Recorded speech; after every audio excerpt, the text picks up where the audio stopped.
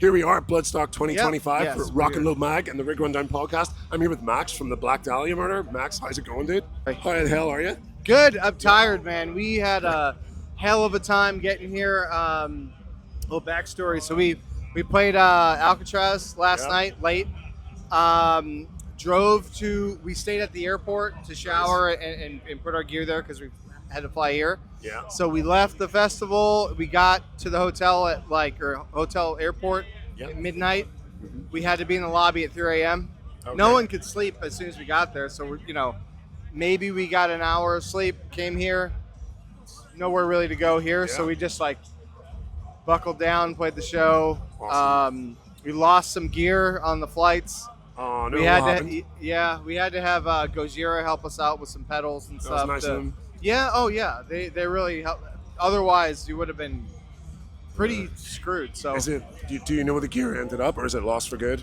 we have it tagged, we have air tags in it. It's still at the airport. Oh, all right. Okay. And we lost one of the guy Wes's luggage got lost too. So Yeah, because It's I like a was big enjoying thing. your set, and you Yeah. actually had a technical setback from one of Yeah. the songs. Oh, yeah. What happened? Yeah, so because we borrowed stuff from Gojira, Okay. I don't know how much you know about gear, so I'm gonna Assume I know about gear. yeah, I'm gonna assume or whoever knows. So the tuner that Ryan was using, Yeah. that he borrowed, there's it's a Korg tuner. There's always buttons on it, right? Yeah. There's settings that will take a standard tuning and the flat button was pushed in. So no Okay. matter what he tuned it to is flat. So he goes, tunes it, it's all set, and then he goes and hits notes, and flat. it sounds fucking terrible. I'm like, wow, what the fuck is going on here? Oh, shit. And that's why, the second song in, Contagion, Yeah. he's gone. Yeah. You don't see him. There's no solo. He's like, fucking, I don't know what I'm doing. And then during one of the other songs, this happened to someone else too. A bee flew in the in hair? Wes's eye. Oh, It got shit. stuck in his hair, and it's in his eye, and he's While trying he to play was his trying to play guitar, solo? and he's just all over the place. He can't get back. We almost train wrecked that one, but then that was it. Yeah. But we spent so much. See, Yeah. he's back now. Yeah. So what happened is it's gone now. It's gone. Yeah. Yeah, so we almost train wrecked that, but while we were doing all this trying to get back on track, Yeah. we had to cut 2 songs Okay. because we had so much, That fussing sucks. around. Yeah. But yeah, I mean it's good. I mean last time that we played this fest was in 2012. Cool. So it's good to come back after yeah. 13 years or whatever. Absolutely. Well, I And, mean, this is live music. These things can happen. It can happen. Yeah, it is. Because Yeah, we are live. non-scripted, Yeah. performance. And So- You Yeah. played here previously then. Yeah. Do you see a difference from when you were here before? to when yeah, you're back I don't know north? if it was in the same place. Was it in the same place? The Alice Cooper year? Was it here? I think it would have been here, but I think it might not have been this size. I think it's been expanding. Is it bigger? It seems. Yeah. I know it's bigger. Everyone's Yeah. like, "Aren't you? Every year. Don't you see how big it is?" But it seemed bigger back then. But maybe Yeah. where we were parked or something was different. Cool. Because we flew into this. Yep. We had a bus on the last one because it was part of Oh, the tour. okay, yeah. We only did 2 shows in this run, so we flew in. Yeah. We were flying around Oh, cool. for this one. So, on our show, the Rig Rundown, we like to talk about gear. That's how yeah. you mentioned it. Oh yeah. So, Okay. So, you know what I was talking about? Yeah, yeah. Okay. Yeah. Which So- is a huge fuck up. You had to borrow Gojira's equipment. Yeah, What yeah. What do you normally run yourself? What's your setup? If you want to give us a little Oh, rig like rundown. my setup is pretty Yeah. foolproof. Like my personal one. Yeah. Yeah. So as of the past couple of years, I got rid of my cabs. So Yeah. so just to clear it up, I play bass. Got rid of my cabs to run Yeah. in-ears now. So Cool. I run a Shure wireless. Yeah. The newest Shure wireless. Cool. I run, and because I don't have an amp anymore, I run a Aguilar preamp Cool. to model my tone coming out of my tuner Yep. to give it more shape and Okay. presence and all that. And then I go into a Dark Glass B7K, Oh, very nice. and then I blend both signals together. Yeah. So because with distortion, Yep. lose a lot of low end, right? Okay. Yeah. Especially with bass.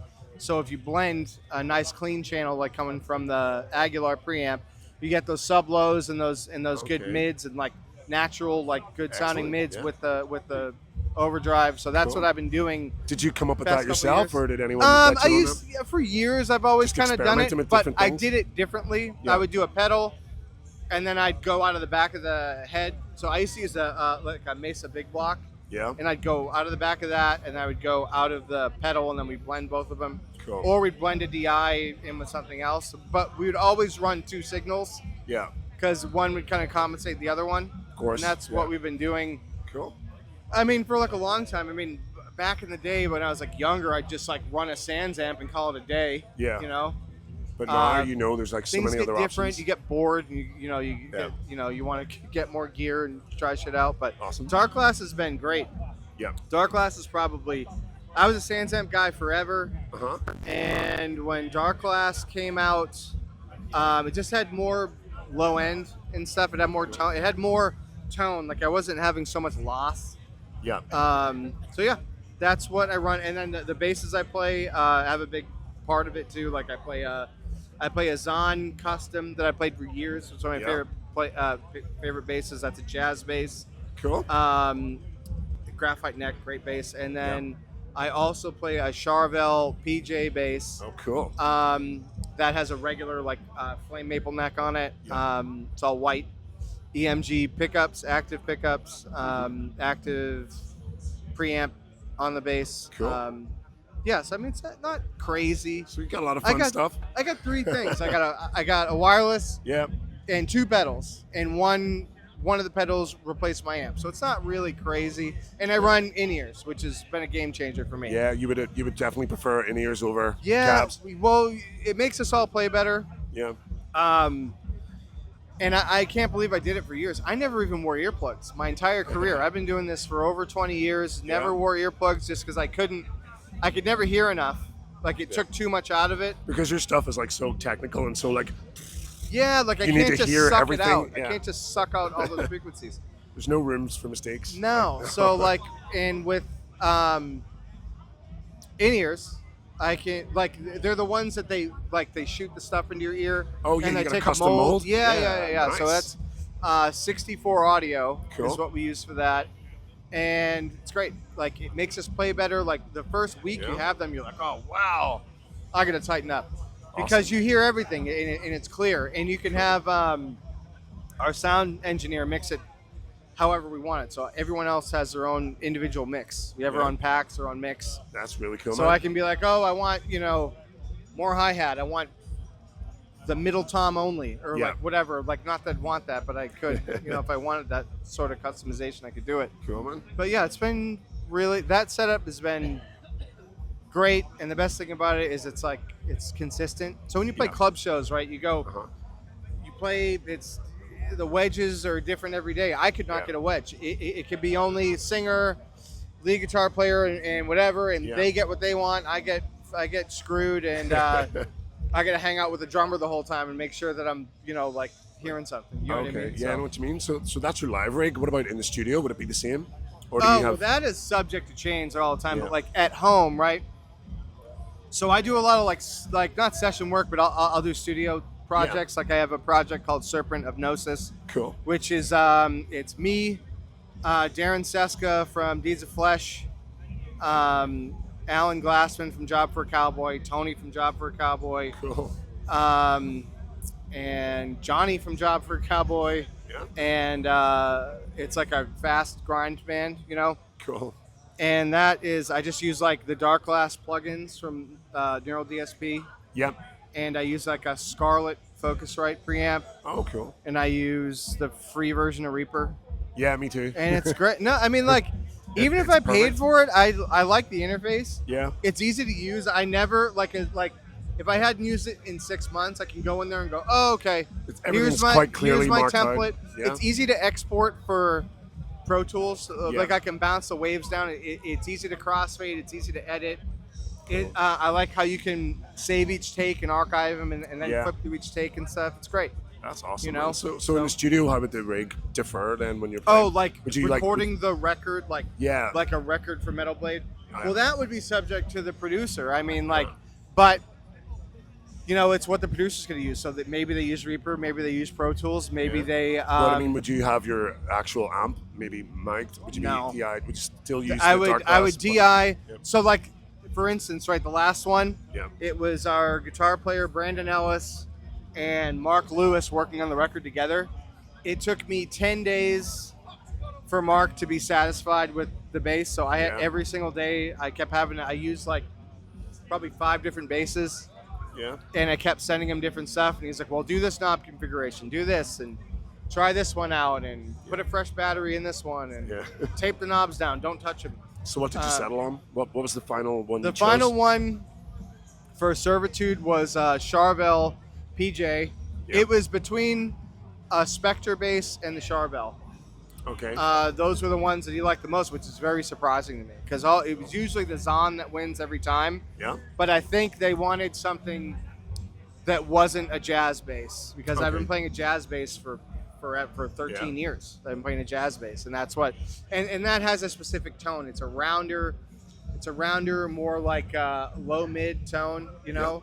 And PJ bass has more of a like a ping, more of like an abrasive clang to it. Yeah. And that's what we went for, and that's what he wanted for the record. So it really depends on the producer, because like I can be like, this is what I want it to sound like, and then but they have their own vision, of course, and they see the whole picture. I'm just, you know, I have to consider everything too, and they have to consider sonically where the kick drum's going to be, where I'm going to be sitting.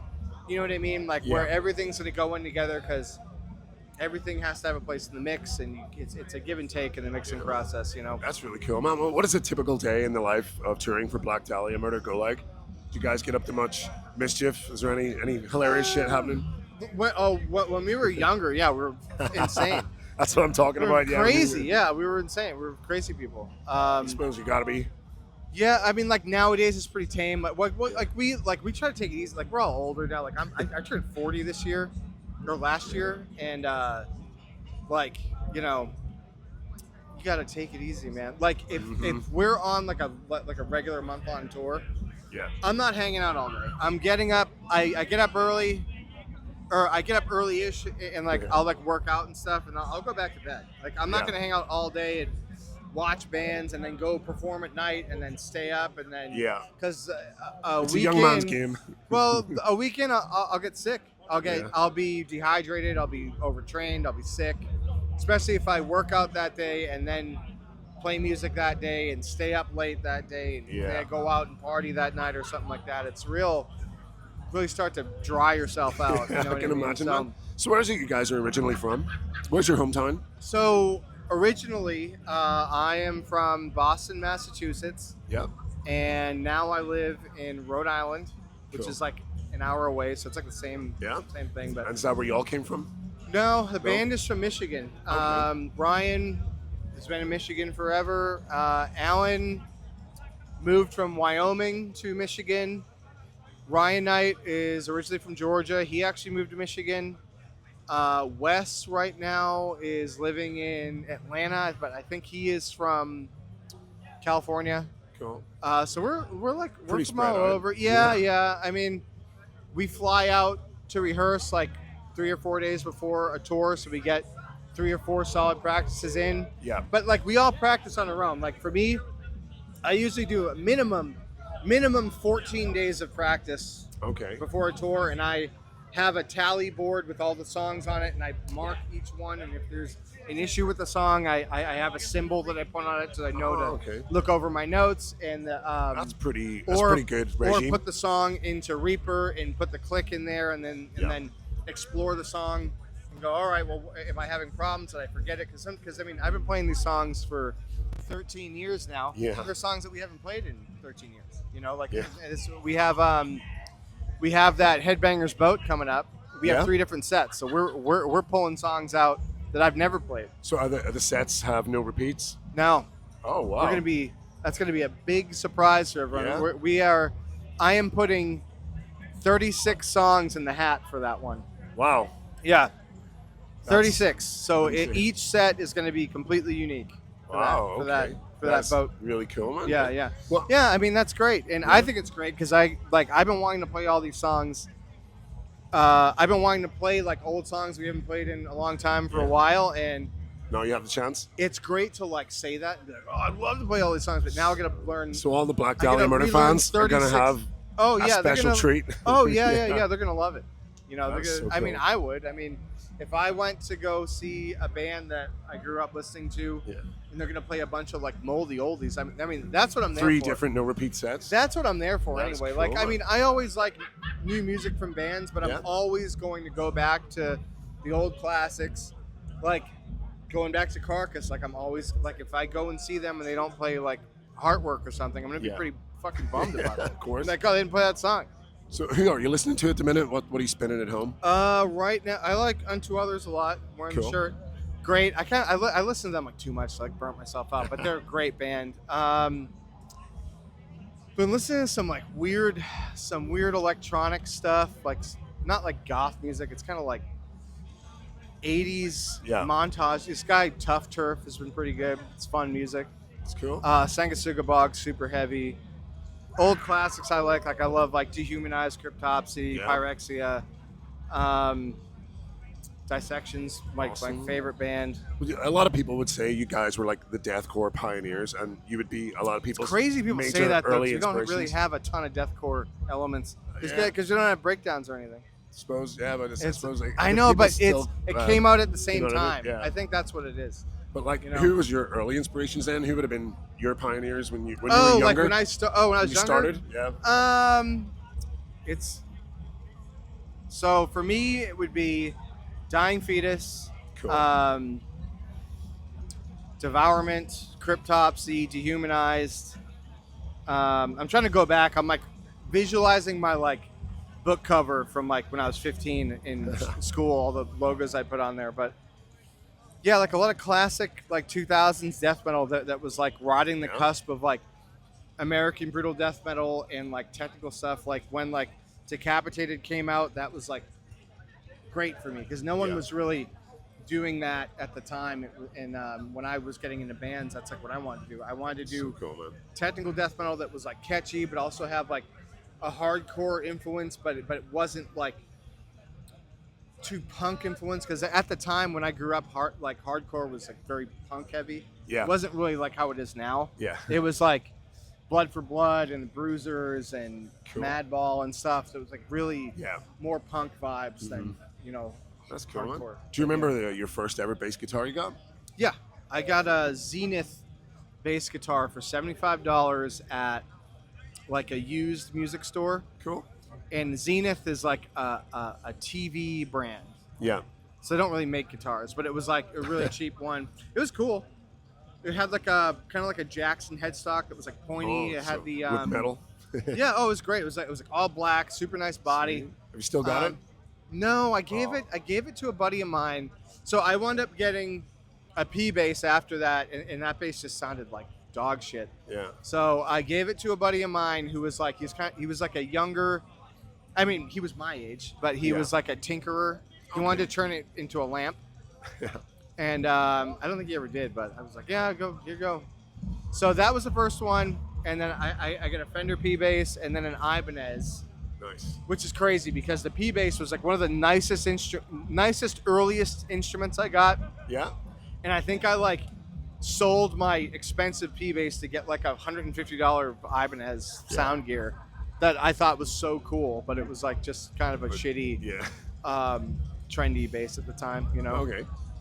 Awesome, man. Well, what's next then for Black Dahlia Murder? You said you've got some more dates coming up on the road. Yeah. that you're flying So like I mentioned before, the trip out here was just 2 shows, two flying dates. So Yeah. we had to reschedule this entire year because we had some big stuff at the end of the year that we had to shift like everything over, and Yep. we had some hiccups and had to shift a lot of stuff anyway. So in the fall, we are doing New England Metal and Hardcore Fest in conjunction with this like 2-month-long tour Cool. with Lorna Shore. Oh, We're, yeah, I saw them before. direct They're support, very and it's going to be in really big rooms. It's going to Awesome. Some of them are going to be in like mini arenas, good. Okay. so they're going to be like pretty big shows. Yeah. Have you and- got your like production and all sorted out for it? So right now it's in the drafting stage. We've been going Yeah. through plots and getting our lighting dialed in, and we're working with modular setup so we can break down quick and get it and have it all Cool. fit in the truck. So right now we're in the drafting stage of it. Excellent. And the show is being built by our lighting person right now. We're getting videos and all that. Wow. So we are planning. We have a big thing in mind. I'm actually a big part of that because I've been in like visual design and production for years. That's like a thing. I'm very good at like architectural layouts and printing and all that. So I've been Cool. So this is hands-on with the manager and whoever, trying to make sure that we can streamline it through and trying to quality check it and make sure nothing gets through that's going to be a surprise or not work, and make sure everything works. So we're getting all that figured out for that tour, and then after that tour, we're doing that Headbangers boat that I mentioned. Yeah. That is going to have the 3. When is that? That's in November. In November? Yeah, Wow, cool. so it's literally like right after the Lorna Shore tour. Like we play in New York, and then we all have to fly to Miami to get on the cruise ship. The Lorna Shore tour, might the audience there perhaps maybe see some of these old songs you're prepping for the We're repeat sets? We're gonna put some in there because like I feel like we have to, Yeah, cool. because a lot of these newer bands are showing that they kind of grew up listening to us, so it's like we gotta kind of Play the favorites. yeah, of course. I mean, I'd want to hear the favorites. If I wasn't in the band, I'd want to hear the hits. I'd want to hear the old stuff. Cool. So that's in November. Like I Yep. said, 3 unique sets, and then we had that South American tour Yeah. in February that we had to reschedule. So that's going to be in December. Okay. So like we kind of mashed everything in the last quarter of the year, and then in 2026 we're coming to Europe with Heaven Shall Burn and Halo Effect. Okay. Cool. So that's going to be a good one. Nice. And I think that's early. I think February or March or something like that. But I forget because there's so much going on right now. So you've got America, South America, the big cruise, Europe. Yeah. It's a whole fucking Europe, happening, UK. We got some talks of a lot of stuff. I think we might be going to Asia again. I don't know if it's. I think that'll happen in busy 2026. guys. I'm not sure. I mean, but we have to though. We took so much time off. We haven't had a regular year since like 2019. Yeah, of course. All the shit with COVID and the tragedy and everything, and just a lot of, and like this year we rescheduled so much stuff. So it's about time to get back to work. Absolutely, man. Well, yeah. Have you had a chance to check out much of the festival? I know you've only No, come in. I was asleep when I got here because I mentioned I didn't sleep. Oh. I was laying on the hard ass floor in the backstage room.